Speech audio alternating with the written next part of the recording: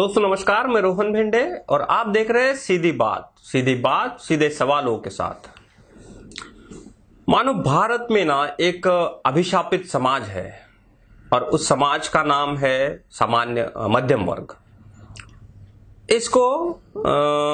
इस अभिशापित समाज को हर समय कोई ना कोई भूल के या फिर जानबूझ के ऐसे चक्कर में ढकेल देता है जहां से उसके लिए निकलना ही बहुत मुश्किल है।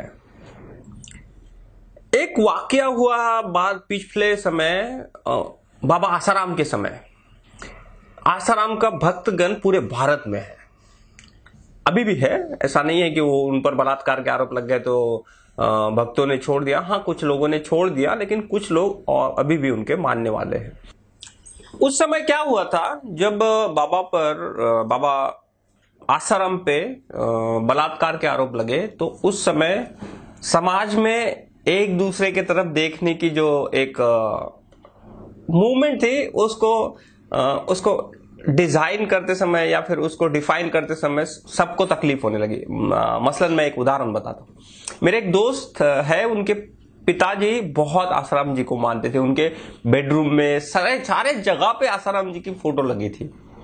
अब जब बलात्कार का उन पर आरोप हुआ और उनको पुलिस ने हिरासत में लिया, तो उसी समय मैंने उन अंकल को उनके घर विजिट किया था।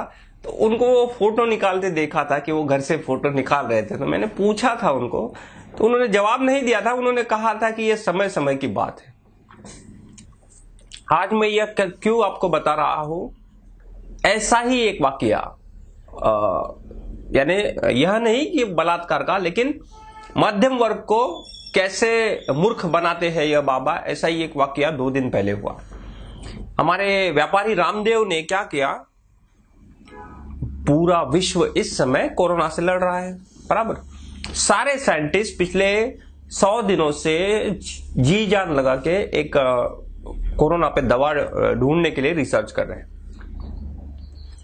सबका एक प्रोग्रेस है, लेकिन वो पिछले 100 दिनों से 1 by 1 प्रोग्रेस में जा रहे हैं। और आयुष मंत्रालय या फिर कोई भी मेडिसिन डिपार्टमेंट जो भी होता है स्टेट का, वह उस पर निगरानी करता है। कोई भी मेडिसिन बनाने की एक प्रोसेस होती है, उसका ट्रायल होता है, उसके बाद उसकी एथिक्स कमेटी के पास जाता है। एथिक्स कमेटी के पास जाने के बाद वह लोग डिफरेंट स्टेजेस पे लोगों पर ट्राई की जाती है और बाद में किसी भी दवा को मान्यता मिल जाती है। तो हमारे व्यापारी रामदेव ने क्या किया, व्यापारी रामदेव ने उत्तराखंड के मेडिकल विभाग से परमिशन ली। और परमिशन लेते समय उन्होंने यह कहा कि हम जो दवाई बना रहे हैं वह खांसी के लिए और इम्यूनिटी बूस्ट करने के लिए काम आएगी। इसी एप्लीकेशन पे उनको उत्तराखंड मेडिकल विभाग ने परमिशन दी। बाबा रामदेव ने एक काढ़ा बनाया, किट बनाई, और उनका नाम रखा उन्होंने कोरोना किट, कोरोनिल नाम से। सबसे पहला तो सवाल यह है कि आयुर्वेद में यह नाम कहां से आया। आपने सुना था कि किसी आयुर्वेदिक दवा का नाम ऐसा कोई है, कोरोनिल? आयुर्वेद की बहुत लंबी परंपरा है और यहां पे जो भी दवाई बनती है वह उनका अल्फाबेट्स, उनका नाम भी जो है वो आयुर्वेद की जो डिक्शनरी है उसी हिसाब से रखा जाता है। बाबा रामदेव की ही प्रोडक्ट आप पिछले समय में देख लीजिए तो आपको पता चल जाएगा कि किस प्रकार से यह अंतर होता है हर शास्त्र का। चलिए वो बात तो छोड़ दीजिए, उन्होंने क्या नाम रखा वो तो अलग बात है, उसमें बाद में डिस्कस किया जा सकता है। लेकिन यह जो घटना हुई यह इतनी चिंताजनक है कि उसके वजह से पूरे देश में खलबली मच गई। क्योंकि इन्होंने क्या किया, इन्होंने दवा लॉन्चिंग का प्रोग्राम किया और हर एक टेलीविजन पे उसका एडवर्टीजमेंट चलाया। अब एडवर्टीजमेंट तो चल गया, बाबा रामदेव भी अवतरित हुए सारे टेलीविजन पे, क्योंकि वो पेड इधर एडवर्टीजमेंट उनका चल रहा था तो उनको स्पेस मिलना कोई कठिनाई वाला काम नहीं। वैसे भी व्यापारी रामदेव को वहां स्पेस मिलना कोई कठिन काम नहीं है, सारे टेलीविजन पे उनका अच्छा पैठ है। तो उन्होंने वो दवा लॉन्च की और लॉन्च करने के बाद 12 घंटे में ही आयुष मंत्रालय है हमारे इंडिया का, उन्होंने स्पेसिफिक आदेश दिए कि जब तक इस दवाई का चेकिंग नहीं होता तो तब तक यह दवाई बेची नहीं जाएगी। ठीक है, तो उन्होंने लॉन्च किया, इन्होंने बैन किया। लेकिन इस बीच में टेलीविजन ने सारे लोगों को एडवर्टीजमेंट दिखा दी और सारे लोगों के घर में वह पहुंच गई, क्योंकि सारे टेलीविजन चैनल पे वो एक ही दिन में लाइव थी एडवर्टीजमेंट। अब इस पूरी घटना के साथ मेरे कुछ सवाल है। पहला, बाबा रामदेव के जैसा हमारा ड्रग्स का जो कानून है, उस कानून के प्रावधान के हिसाब से कोई भी चमत्कार, दवा के नाम से कोई भी चमत्कार करने का दावा जो करती है, जैसा आप ट्रेनों में ट्रैवल करते हैं तो वहां दिखता है कि बच्चे पैदा करना है तो फोन कीजिए, ज्योतिष वो नंबर होते हैं, आप देख ही लीजिए, कहीं भी चिपकाए। तो ऐसे हर चीज पर जिस पर दावा किया जाए, चमत्कारिक दावा किया जाता है, उस पर हमारा ड्रग एक्ट के जो कानूनी प्रावधान है वो लागू होते हैं और उसके तहत उन पर मुकदमा दर्ज होता है। तो सबसे पहला सवाल, क्या बाबा रामदेव पर मुकदमा दायर किया गया? आयुष मंत्रालय ने जब यह दवा बैन की तो उसी समय क्यों आयुष मंत्रालय ने अपने इस बैनिंग के साथ ही लाला रामदेव पर, व्यापारी रामदेव पर एफआईआर क्यों दायर नहीं किया? क्या उनका जो पॉलिटिकल लोगों के साथ बहुत लंबा कनेक्शन है, बड़ा कनेक्शन है, इसके लिए उनको छोड़ दिया गया? क्या यह सवाल नहीं बनता है?